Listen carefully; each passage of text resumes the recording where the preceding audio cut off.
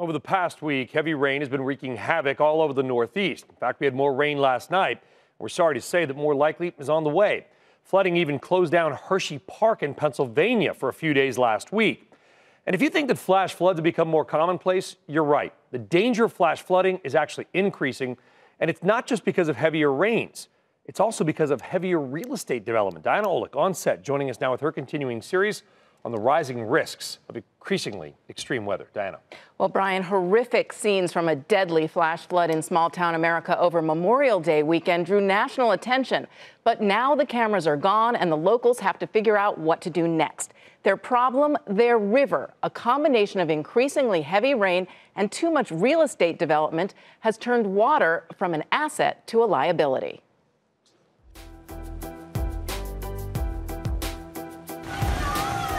It would have been called a 1,000-year flood if the same destructive deluge hadn't crashed through Ellicott City, Maryland just 2 years before. Oh my God! The first time around in 2016, on the city's nearly 250-year-old Main Street, shop owners like Donna Sanger worked tirelessly to rebuild.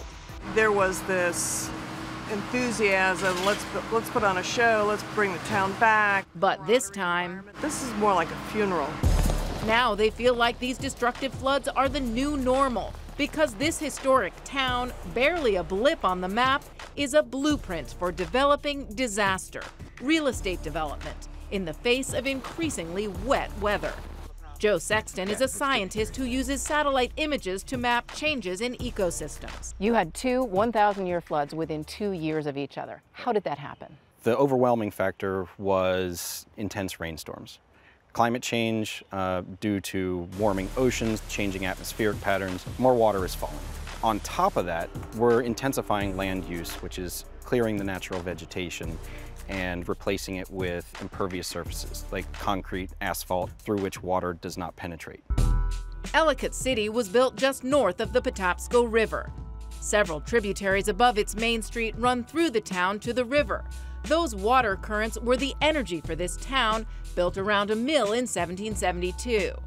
But since 1991, real estate around the popular Main Street exploded. Developers submitted more than 100 plans to build residential and commercial buildings in about 3 square miles around the city. Most were approved. We have flood maps that were drawn based on conditions that are no longer true. In the most recent storm, nearly 8 inches of rain fell in just 3 hours. Intense water with nowhere to go. Sexton's maps show how development increased the intensity of the flooding by up to 30%, and Ellicott City is just one example. He mapped close to 8,000 square miles between Washington, D.C. and Baltimore and measured changes since 1984. The amount of land or permeable dirt illustrated here in red that has been covered with impermeable streets, sidewalks, and buildings is about equal to the size of the entire city of Baltimore. When we think of the destructive power of rivers, we tend to focus on the amount of water, heavy rains causing tributaries to overflow. But it's also the speed of that water, rushing through towns like a bulldozer. So how do you control that speed?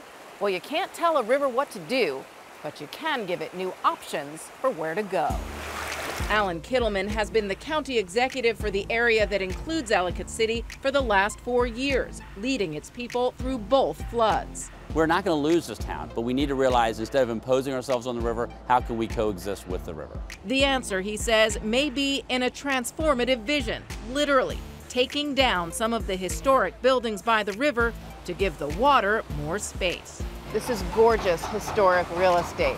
You really feel like you could have to pull some of it down? I think we have to look at what's best for the town as a whole. We have to figure out what is the best way for us to save this town. And you know, the river runs underneath all these buildings right here.